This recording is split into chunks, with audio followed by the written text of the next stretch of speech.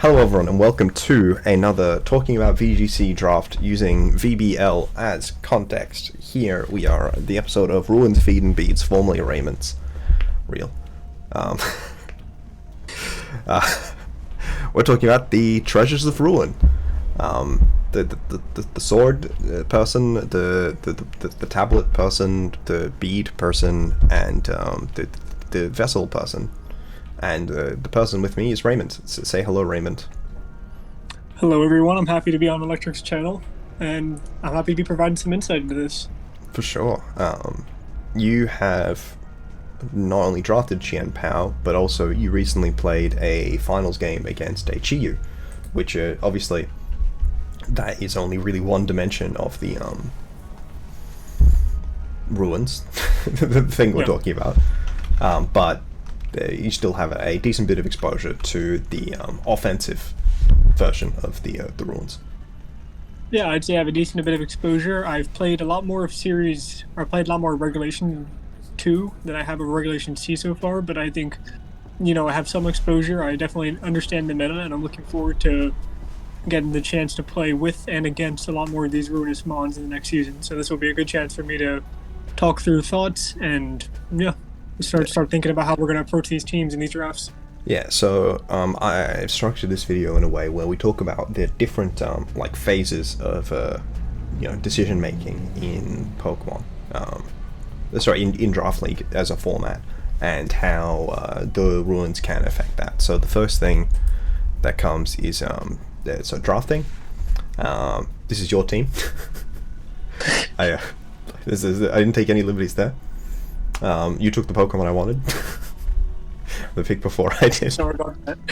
It's like, why couldn't you just let me have Chien-Pao? Honestly, I'm half surprised it didn't go to round 5 in special, Chien-Pao, Sword of Ruin. Happy to see it come to me. We probably should have said what the abilities are. So Sword of Ruin makes every Pokemon who does not have the ability Sword of Ruin have minus 0.25x percent physical defense. Beads of Ruin, which to you has makes them go down by once special defense, so that is less of a drop than -1, but it's still pretty impactful.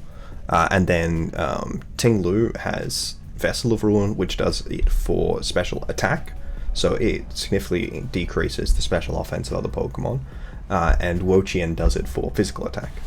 And you have to come at this balance with these sort of teams where you need a team which can easily and reliably take advantage of the ruin item thing, ability, but also are not just then I have a bunch of sort of ruin mons, but then they click reflect, which does slightly more than neutralize the impact of Sword of Ruin,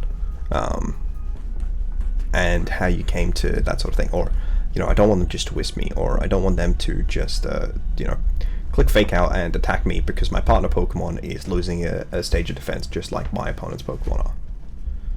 Yeah, so that's exactly what I was trying to...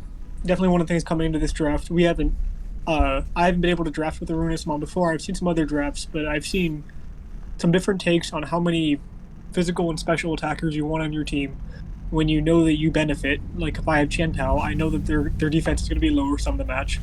I know that my physical attackers will benefit from that, but I can't just load up on 9 physical attackers because, like you said, Reflect, Intimidate, Will-O-Wisp, they can bring these methods that neutralize all physical attackers, and I'm going to happen to have 7 of them on my team or whatever. Yeah. So it's definitely an interesting question to see how much do you want to lean in to your preferred damage type. Yeah. I do have one question in terms of your decision making. I noticed you didn't pick up a Tauros. Raging Bull, or I guess you have a Simeon Brick Break, but having a move that specifically breaks screens, or more specifically Reflect, but screens, or having a strong Infiltrator option, seemed like something that was some obvious synergy to me. Was that something you considered and wound up deciding against, or? So I can give you the real answer, and then I can give you an answer that makes me sound smarter. The real answer is I just used Aquataurus last season in the VBOS, so I wasn't about to draft another one of those Tauruses this season. Okay. For an answer that would make sense, I think my approach to this draft, I actually ended up, I can try and count them out right now. I would say I have maybe 4 viable special attackers, 6 viable physical attackers, which I think is on the lower end of, indexing into only physical attackers. Yeah. So I think if they come in with that, I'm gonna run solo reflect and not bring light screen or something like that. I think that would be disrespecting some of the strong special attackers I have in my draft. Right, but what if, as a result of being able to neutralize their physical attackers, opposing teams are more likely to bring screens as a whole. Yeah. Which impacts, in the first case, your physical attackers, and then in the second case, your special attackers. And getting removal would obviously help support them as well. But it's like I just didn't want to, is fair enough. Persimmon does still have Brick Break. And I suppose we didn't specifically say this, but you did attempt to ameliorate those other issues. You have Ceruledge with Flash Fire. That is a pretty consistent answer to opposing Will-O-Wisp. Obviously, any Pokemon can Terrafire to become immune to Wisp. And Dragonite has never really hated Terrafiring because of its Fairy weakness, though the Rock weakness is what it is. It gets rid of the Ice weakness as well, which is great. Yeah, and the Ice weakness, yeah. It's like, most of the Fire resists are actually pretty relevant on Dragonite, except for, like, Grass and Fire. The thing that I definitely planned to run the most, or that was the weakness of an all-physical team to Intimidate, and then to Will-O-Wisp. Yeah, Dragonite maintains, Intimidate with Inner Focus, and Persimmon with Defiant, and you can also run the Clear Amulet. Yeah, and Wigglytuff also has competitive. We'll see how much Wigglytuff and Persimmon can put in. Yeah, I think you probably would maybe not have picked up Wigglytuff if you hadn't been concerned about Intimidate, right? Yes, absolutely. I wanted a Fairy type. It was a low-tier Fairy type, but also a third counter to Intimidate never heard on a team that's physically orientated. Yeah. The other thing I wanted to say, I'm just having a stroke about. Oh yeah, and the other thing is, you can maintain sort of Ruin up even if Chien-Pao faints, because you do have Receiver on Persimmon. Yes, that is something I was made aware of after I drafted Persimmon. Oh. I was just looking at it as another fighting type with Defiant, but that is something that I'm absolutely going to look into this season. Because, if they don't proc Defiant, I don't believe they're not going to know that I have Receiver until it already goes down. So when they see it in Team Preview, when they see Persimmon, it might already scare away the Intimidator already. And then I just have that free Receiver in there. And then Game 2, they bring the Intimidate and you lose. It's great. But then I have some up. No, you don't actually lose. Or I pull up.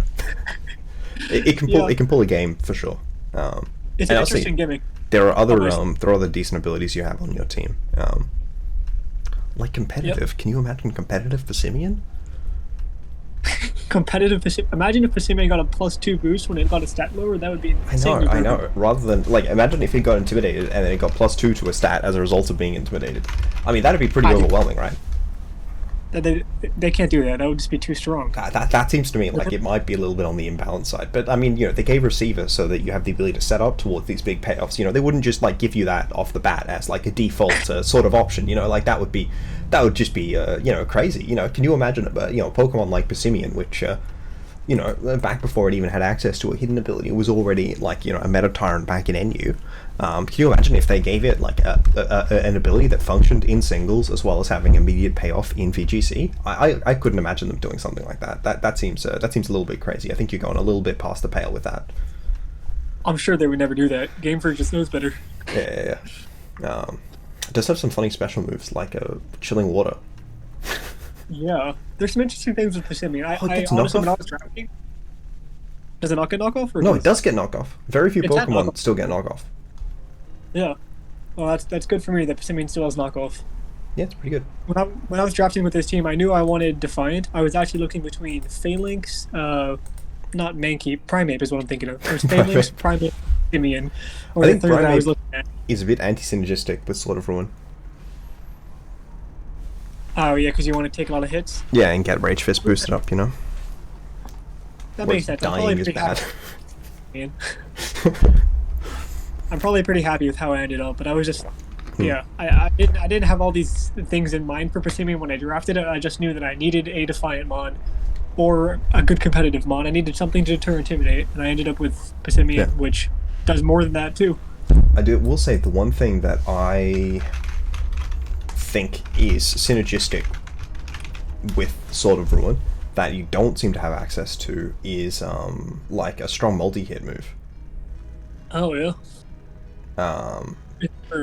Like Icicle Shard, not Icicle Shard, Icicle Spear, Bullet Seed, Pin Missile.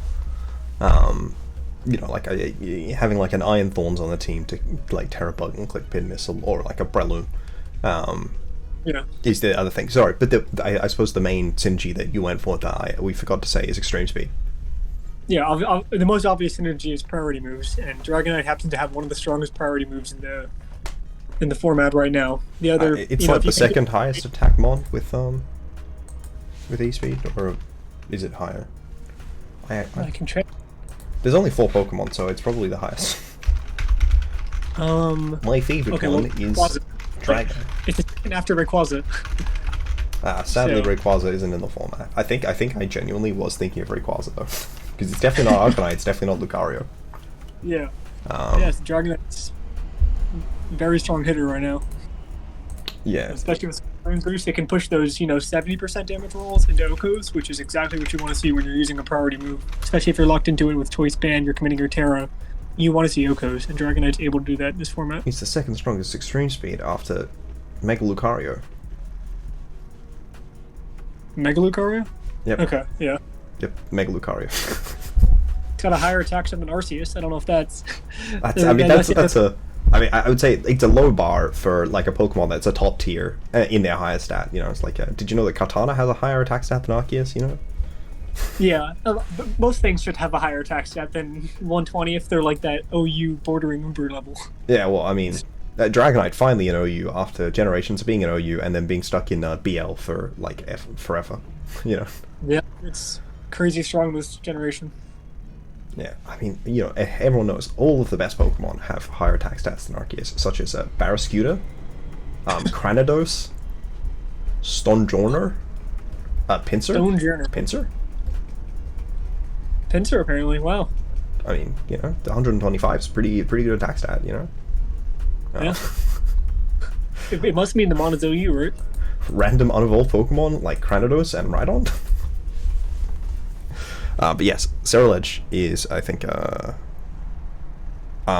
also, sorry, the other thing that is good that I realized I said when I said the other thing is Ceruledge has like a recovery-based move in Bitterblade, which I think more frequently you'll get that sort of synergy with Chi-Yu than with Chien-Pao, so getting a good option to get that synergy with Chien-Pao. It's like, because not only does your Pokemon get extra damage, it then also, you know, functionally becomes more specially bulky as a result of having more HP. But it doesn't come more physically bulky because it sort of ruined. But it technically becomes more specially bulky as a result of recovering more.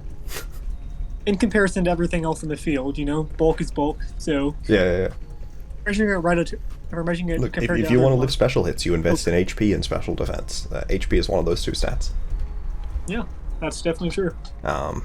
So yes, I think that you have a pretty good team thing for the offensive variants. I think Chien-Pao and Chi-Yu incentivize similar builds that focus more or less on one thing or the other. Oh, Population Bomb. That would be funny with Chien-Pao. That would be. Sorry. Yeah. I got distracted. Did you know Chien-Pao has 90 special attack? I did, because I think in National Dex you can Hidden Power some. I saw something where it was using like Hidden Power and stuff. It doesn't learn Hidden Power. It's like Landorus. It's got a viable special attack stat. Yeah. I think Landorus is a higher special attack stat at 91, I'm pretty sure. Or yeah, is well, it, no, 105, sorry. Landorus Theory, 105 special attack. It's pretty good. Chien-Pao learning Hidden Power, it doesn't do that. It doesn't learn Hidden Power. Oh, that would make sense. Okay, I was thinking I saw it somewhere in a format using special moves, but I guess as far as... Definitely. Well, that's... VGC. I know, I thought it ran Blizzard for Tangrowth. Or Ice Beam or something. Freeze Dry, maybe? No, I don't think it runs Freeze Dry. Does not learn... Alright, it's going to matter for VGC, because I'm going to be clicking Icy and I'm going to be clicking that's right. That's right. There was a thing I was talking about in one of the other videos about Icy Wind Chien-Pao with Flare Blitz Chi-Yu. Flare Blitz Chi-Yu. Yep. I mean, 80? Base 80 and base 90? Yeah. I mean, Flare Blitz is high base damage. High base power. And, you know, your opponents do have, reduced physical and special defense stats. Yeah, basically, it's the only good answer. They're going to be surprised.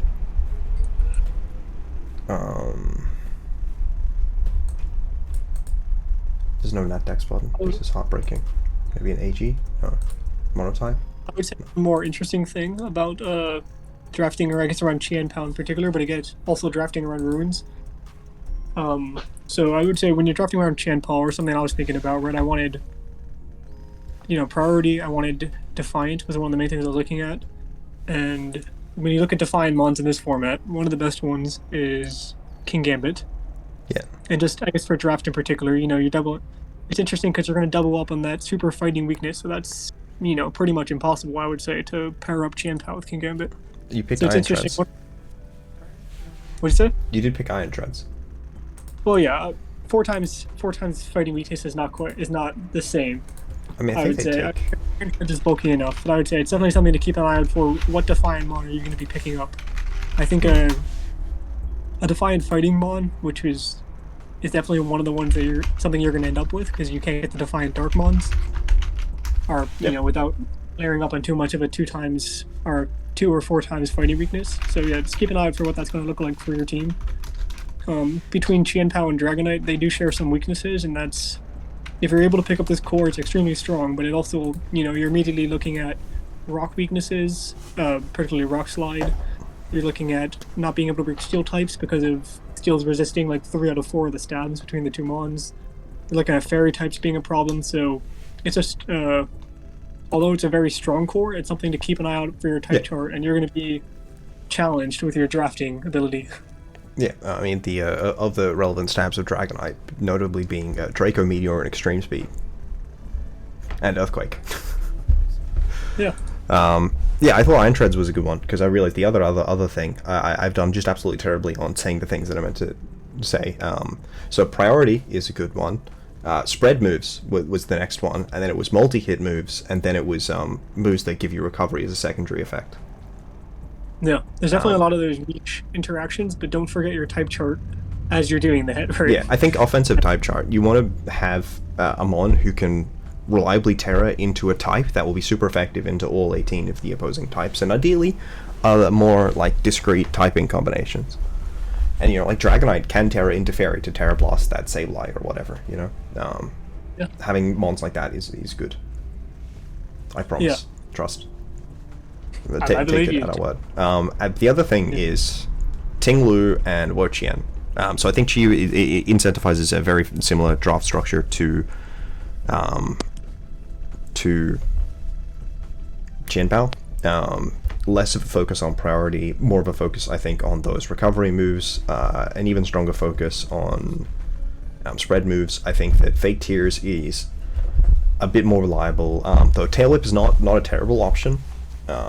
If you've got a Prankster on, but then you do also need a spread move, and Chi-Yu has one of those. Chien-Pao doesn't. Yeah. Right. So we're talking about drafting around Chi-Yu right now. Yeah. We're talking about the differences and like comparisons about what decisions you want to make in getting that sort of draft of that 9, 10, 11 relevant Pokemon. You're not at any point disincentivized from running, like with Wo-Chien or with Ting-Lu, you maybe don't want to run like that, main piece physical or special attacker, but like, you could probably, have like Gudra on a team with Chi-Yu, because even though it's taking getting less advantage from its own good special defense, it's taking advantage of the other Pokemon having bad special defense. Whereas I think with defensive options, that can be a bit more of a compromise. Yeah, at the risk of this being something a little bit obvious, but I think one of the biggest differences between drafting around Chien-Pao and Chi-Yu is not just the ability, but the mon that you're getting, right? Chien-Pao is good. I would say more supportive, even though it does not have a supportive stat spread at all. It is fast, and it has Icy Wind and things like that, right? Chien-Pao's bulkier on the physical side, and 80. Sorry, Chien-Pao has more more special bulk than Chi-Yu does physical bulk. Yeah, that makes sense. 80-65 is bigger than 55-55. Yeah. Well, the point I was getting at is that I think when you draft Chi-Yu, as much as you're probably drafting like 50-50, you're drafting Chi-Yu and you're drafting Beads of Ruin, because Chi-Yu on its own is a nuke. Chi-Yu needs support for it to be able to do damage, whereas with Chien-Pao, It doesn't. 135 speed is so good. 135 speed for Chien-Pao or Chi-Yu? For Chien-Pao. Chi-Yu's 100 speed is a lot worse. I also think its typing is worse. Yeah, well, the point I was trying to get at is that Chien-Pao acts as support for other mons, and Chi-Yu, I would say, it definitely acts as support for other mons, but also it is, when you're drafting around it, it's its own threat, and that's something I've seen, when it plays out, the way it plays out with teams is even if the mon next to it isn't getting off hits, the mon next to it allowing Chi-Yu to get off an extra hit is a big deal. And you don't think that is as relevant with Chien-Pao? I haven't used it, but I see even in a matchup even in a week where it has a bad matchup, it can come, click Icy Wind, click Snarl. Okay. It's definitely its own mon, but it's... You think people are more likely to leave Chi-Yu on a bench than Chien-Pao because it's got a little bit less of that diversity of options? Yeah, but also I think if you pick up Chi-Yu, you want to build around the Chi-Yu. Like you want to try and give Chi-Yu that opportunity to come to weeks where it's not able to do that work on its own. I think that's something that played out in the finals you mentioned. Yeah. The finals against it, I think the Chi-Yu was the nuke with a bad matchup. Will we have that conversation in, I think, one of the next bits, which is less about the draft and more about the Yeah. Okay. the actual game. So I just want to briefly touch on Wo-Chien and Ting-Lu. Yes. I do think you should maybe... One of the things about them is that they incentivize inevitability. It's like, I think James always says, how do they win eventually? Pokemon, like, I know Poppin got Wo-Chien with Skeledirge. I don't think anyone got them with Garganacl, but I think it's another one of those inevitability sort of mons. I think maybe someone... Obviously, you picked up the Knuckle Stack in our division, but I think maybe someone got it with Knuckle Stack. One of them with Knuckle Stack in the other division, I'm not sure. You want to play towards that sort of long game. Leech Seed, Toxic, Weather, Damage, which is only Sandstorm, but it used to be Hail before they took it out behind the shed and told it to think of the rabbits. Leech Seed, potentially even Pledges was something that seemed like an interesting option, because I think with the Grass and Fire Pledge, you get that turnly damage. And since I think you're already incentivized to run Skeledirge, that could be like a strong option. But also Pokemon like Skeledirge or like Appleton, who's got a signature move that does more damage over time. Yeah. Yeah, Grass Pledge and Fire Pledge does damage to all non-fire type Pokemon for 1/8 of their maximum HP at the end of the turn. And also moves like a Sand Tomb, Fire Spin, and Whirlpool that do damage over time. It's more, I think it's mostly about getting those damage over time effects, that Toxic, that wear you down over time, and getting different modes to work towards that end game, I think is what you're looking for. Whereas Chien-Pao is well supported by an explosive special attacker. I think it's not necessarily true for Ting-Lu and Wo-Chien. Yeah, I can agree with that. I definitely think it plays into a bulkier, slower style. Just looking at the rosters we see from VBLS, I see there's a Wo-Chien paired with a Glimmora, which makes sense. Glimmora is one of the easiest ways to set turn into it. And then there's another roster pairing Ting-Lu with Toxapex, which is, a budget Toxic Spike setter. Yeah, and also just manual Toxic. Yeah. Manual Toxic or any way to wear them down slowly. And similarly with Mortal Spin from Glimmora. Yeah. Which are regular poisons both slots. Slower than Toxic, but faster turn one. Faster if they're switching. Yeah. Another thing that's kind of inevitability way is you can pair it with Palafin if you still want to have that offense, right? The cost of switching out for one turn is a lot lower when your mons are on average tanky. Yeah, Palafin is, I think, a great inevitability mon, especially because it's with a Ting-Lu, right? Not a Wo-Chien. Oh yeah, with the Ting-Lu. Yeah. Maybe a little bit worse with Wo-Chien, with the minus attack, but probably still usable. Looking at there's another inevitability option that we see with one of the Wo-Chien teams is Poltergeist and Cloister, which you can run physical or special with that Shell Smash variant. Yeah, I think that is interesting because that is a faster way to end the game than what a lot of these teams we're seeing that Toxic, that Garganacl, we're seeing like 6 turns and all your mons are dead, or your 2 mons that are currently out are dead, right? I think that is interesting because they're taking advantage of one turn being passive and then trying to win the game immediately. I'm interested to see how that plays out. I think something that we almost all these teams are seeing setup. It's interesting that most of them are like that slow bulk up, calm mind kind of setup. We see Ting-Lu paired with Corviknight or paired with what is it? Not Armarouge, Ceruledge, paired alongside because they can slowly set up and then win the game after a few turns. I'm interested to see which side ends up winning out, that one turn setup or that long game setup. It's like that the pace, right? Whether it's a mid-rangey Swords Dance, Dragon Dance, Nasty Plot, Shell Smash, or whether it's that long game bulk up, Calm Mind, Iron Defense.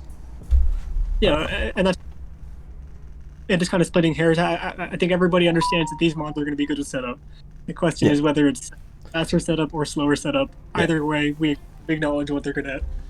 Alright, now on to the next thing. My prep is ruined. So, alright, this is the Wo-Chien thing. Yeah, no, I did do this. Okay, it's like I'm pretty sure I did something with the teams, but I've obviously done it without half of the teams because I've got 3 slides of teams, and there are 8 teams that have them. So, Scarlet Urge, inevitability, right?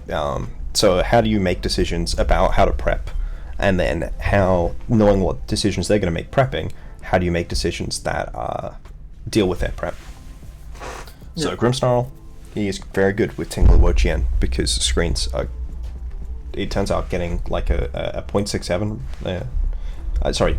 taking 2/3 damage on top of 3/4 damage means that you're taking less damage overall. I think it's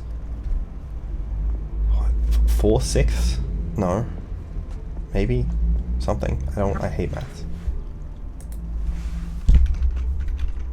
You're taking a lot less damage. That's what matters. You take slightly more than half damage behind, with like the relevant ruin, defensive ruin and screens. The number is 0.5025. So that's a low number for effectively only committing one resource in that reflect.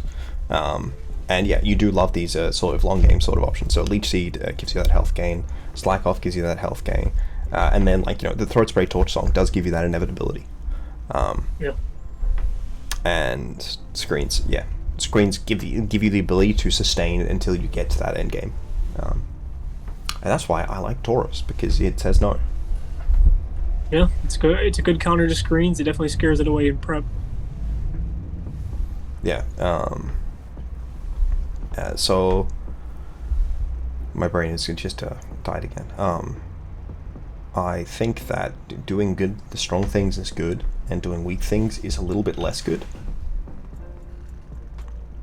Would you agree? Are we talking about playing into into these Wo-Chien and Ting-Lu teams, or are we saying about for the? No, I mean we're playing. So we're talking about prepping with them, right? You want to either double down. You will look at a matchup, right? And you want to see, is this something where I'm more incentivized to double down, or is this something where I'm more incentivized to pair it off between the two, Yeah. Is this something where I'm slapping an assault vest on my Wo-Chien? Yeah, it's definitely going to be interesting.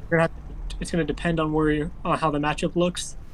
Obviously, if I'm looking at something like this, taunt is one of the big concerns. So you're going to have to, since you know that the opponent's going to counter team you, the Grimmsnarl's going to taunt them first. You could taunt the taunt. That is a good way to do it. But yeah. I mean, the opponent's going to counter team you. You're probably not going to get to play your dream 20 turn game, but you can try and you can decide if you're going to middle ground or if you're going to if you think they're going to play if you think they're going to play defensive, you can try and pull out surprise offense with your team. I'm sure there's some way that you can, I mean, look, Wo-Chien specs, it can do damage. I've seen calcs, but yeah. I've seen games. Yeah, it's interesting. Leaf Storm is Draco Meteor for a bad type. Draco Meteor, as long as you're not attacking into a lot of the types that resist grass. That makes that it is. Yeah. It is equally good if it's a neutral attack, though. It's equally good if you're both hitting a steel type. Yeah. I think if you're going into one of these matchups where you have Wo-Chien, and the opponent that these games are going to last slightly longer, The other thing that And we probably should mention is Ruination, the signature move of all of the Ruin Pokemon, which is just Super Fang. yeah, it's Super Fang with no immunities, right? So at least slightly better. Same thing that the Tapu had as well. Nature's Madness. I mean, the 9% accuracy sucks, and I hate it. Yeah, The but I'm sure Tapus it's the had same. the Z Tapunium, which meant that it saw play in actual VGC. I remember Yeah. Nature's Madness, Tapunium, Tapu Koko, saw it seeing some play. Yeah. And I don't think you can necessarily achieve that with Ruination, but Ruination is like, you know, if you are here with the Wo-Chien and the Skeledirge, maybe even like a more offensive variant of Skeledirge, getting that Life Orb Shadow Ball off on an opponent that's down to 50%, you can definitely get through a decent fire resist like that. Maybe Yeah, even a I'm sure- Dragonite. Yeah. I'm sure that you've heard the math surrounding Fissure, right? A 90% accuracy sucks, but when you're using mons like this who are going to stick on the field for that long, you can sacrifice that little bit of accuracy for, you know, if you use Ruination 4 times, obviously you're not going to use it on the same mon, but the accuracy matters a little bit less when you're playing with mons that play this slowly. Yeah, I mean, Ruination, like you're incentivized to click Ruination once and be likely to succeed, whereas I think it's 4 times with Fissure before you're likely to hit 1. Yeah, but if you just hit 2, it's a 50%. It's the same thing with Ruination. If you're not Since losing you're the playing- game by hitting Ruination, by missing Ruination, it's probably a reasonable decision. Obviously, there are other moves you can click which have a greater payoff, but there will be matchups where Wo-Chien doesn't have a greater payoff move than Ruination, and because Ruination is a pretty good payoff, it's functionally equivalent to Fake Tears, right?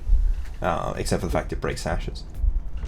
Yeah, and if they out, they're still going to be 50% You know, when they come if back you're in. prepping against a Ruin, you're incentivized on your like Citrus Berry Mon to run even HP stats, because then you will get a Citrus Berry if you're hit by Ruination. That is a good point, yeah. That was something I'd specifically considered in prep. The way that you EV about these opposing Pokemon, especially when your opponent has them and you don't, because we'll talk about this more in the next section, but they have complete control over whether they're getting that helping hand or screen from switching, and that is very impactful. That Chi-Yu team that I think it was Scarlet was piloting. The words I wanted to say about it, but I've completely just lost them. You make decisions. Something. Your opponent's going to bring assault vests. Something. I've just completely lost the words I was trying to say.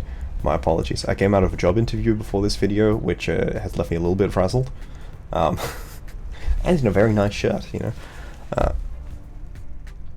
yeah, I think that there are certainly complexities to the thing, because if you're investing a support defensive mon, like Mousehold isn't an example that's on any of these teams, but like a Mousehold, or even like a DD Dragonite or a bulk up Ceruledge, the way that you invest, weight investing into your physical defense stat on a Chien-Pao team is going to be different, because if Chien-Pao is out, that physical defense investment is going to be less valuable. But if Chien-Pao is is either fainted or is in your back, or is in your 6 and didn't even come to that team of 4, then you still have that defense investment. So I think you're likely to be more cagey about investing in the stats which are affected by the ruins when you have them, and also when you're playing against them. But you do have that greater degree of certainty to know that unless you're down to 2 Pokemon, or your opponent has like Gothitelle or Dugtrio in, you still have the ability to switch and gain that control. That makes sense. It's definitely something that, playing up against it or playing with it, everybody knows that there's a chance that your investment might be worth 1/4 or might be worth 3/4 as much. Yeah, for sure. So now we get into my plays are ruined. And we have all of the funny ruin Pokemon. Yeah. All these wonderful tags that we're seeing very often now. If you play regulations. Or chisels, tablets. This pre-recorded Wo-Chien reaction is it's quite something. Ting-Lu, Chi-Yu, Chien-Pao, Wo-Chien. They do be funny. So yes, you played a finals game against a Chi-Yu, and in practice, Chi-Yu and Chien-Pao are similar to Helping Hand by switching in, and Ting-Lu and Wo-Chien are similar to like getting a screen by switching in. They're less impactful. The numbers are less big, but the impact is similar. Yeah, the numbers are less. You know, if you can catch somebody clicking a psychic move into that slot or something like that, you can potentially get it for free. Yeah. Yeah. For sure. Or I mean, even just not targeting that slot, right? Yeah. Like if you're playing against it, which you have done, you know, like were there ever decisions, like play concessions you made because they had their Goldengo out, because their team had Goldengo, of course it did. Were there ever play concessions you made because, you know, you knew if they switched in Chi-Yu, then this, you know, matchup that you was always a favorable matchup to you became like a 50-50 sort of matchup, or even like a bad matchup? Yeah, it was absolutely something I had to consider pretty much almost every turn, right? If I knew if I saw that calc and it said 70%, I had to check and see if that became an OHKO or became a roll. Yeah. If they switched in that mon. So were you checking that? Oh, I was checking that. Yeah, it was a finals game, so I was calcing. Yeah. I had screens on my team too, so it was something I had to check pretty often.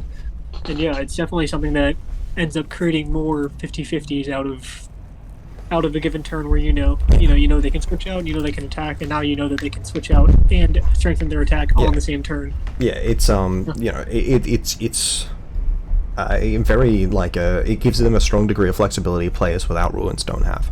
And that's true for both the offensive and defensive ones. You know, you might be sitting across, with Ting-Lu across from, say, like a Breloom, or just like some Pokemon with Spore, and like, okay, well, I can put this move, this move into that slot and prevent one of my Pokemon from going to sleep.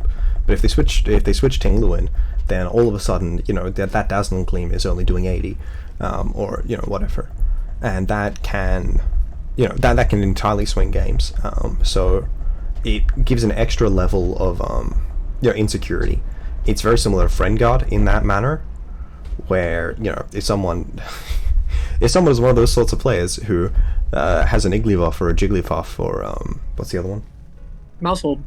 Yeah, well, Mousehold I think is like an insane mon for that sort of thing. But you know, like where they have like a mediocre one. Spupa was the one I was trying to think of. Spupa and Scatterbug and Vivian, where they're not like the best Pokemon, but they have like that very high impact turn. Well, it turns out you don't have to be running Scatterbug to get that Friend Guard support, or even Mousehold. You can get a Pokemon that comes in and then, you know, it threatens to Leech Seed through your entire team with that functional like a half Friend Guard. And yeah, that can be really tough in a game-to-game situation. I think it adds a lot of stress to the opponent that the player with it doesn't have. Yeah, I think it's incredibly interesting to see mons that typically, you know, they have a Friend Guard-esque effect on a mon that's not entirely support. That's something that we don't see very often in Pokemon design. I think it's interesting to see how that's going to play out for these drafts. BRB, bring Trick a Jack Button for the opposing Ruin Pokemon. Ignore that they're all immune to Prankster. Sounds good, yeah. That's definitely an interesting. I'm sure if you have a fast mon, if you have a Noivern, you can switch a route on there. Yeah, I will show Noivern famously faster than Chien-Pao. Yeah, 3 out of 4, that's pretty good. 3 out of 4, yeah. Noivern, this gen has not been the kindest to you. Not this gen, sorry, this series. Last gen, sorry, Series 1, very good for Noivern. Series 2, bit rough. Series 3, Break C, very, very rough. Yeah, it's harder and harder as new mons get added. Well, only because they all keep being like 135, 136 speed, you know. Or have like an ability where they get a choice scarf without the choice aspect, you know. Broken item. Ultimately, I think that they are. I definitely underestimated how much of an impact they were going to have before I, really started playing in Regulation C. Because I'm like, it's only 4 Pokemon, and they're pretty good. But it turns out, Wo-Chien, that Pokemon that was really mediocre in singles, is actually insane because it's doing an extra level of how much, and also Terra is good. Yeah. Yeah, when you only have to Leech Seeds to all 4 Pokemon, it's easier than doing it to 6. That's true. These mons are, I think, very interesting design. Even though it's only 4 mons, like you said, they warp team building. Yeah. For us, they warp drafting. They warp. It makes me very interested to if we had like a Gen 7 format with like a pre-Tapu format. Because it'd be, I mean, this is very similar in function to Generation 7, where if we had like a pre-Ultra Beast format and a pre-Tapu format, the Tapus and Ultra Beasts were very impactful to the meta back then, so it'd be interesting to see what that's like. And I mean, imagine going into the format thinking, Tapu Bulu isn't going to be that impactful to the format, right? Yeah. Actually, yes. It's very similar to Gen 7, actually. They're adding... Gen 7, they added in 4 fairy types, now they're adding in 4 dark types. Yeah. I don't think it's the only set of 4, because they did the fighting types in Gen 5. Well, yeah. But then Keldeo was never format legal until the end of last gen. And it wasn't good. Compared to the Generation 7, for the 4 mons that introduced a completely new mechanic, with Generation 7, the terrain wars... Terrain was added in Gen 6. It wasn't as regular... There was no abilities, but there were moves, yeah. Yeah. Yeah, well, I'm saying, a new mechanic... They were innovative players who ran manual psychic terrain.